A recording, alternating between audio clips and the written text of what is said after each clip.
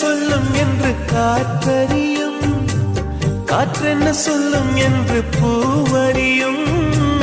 நான் என்ன சொல்ல வந்தேன், நெஞ்சில் என்ன அள்ளி வந்தேன், ஒரு நெஞ்சம் தான் அறியும். வானவில் என்ன சொல்ல வந்ததென்று மேகமே உனக்கென்ன தெரியாதா?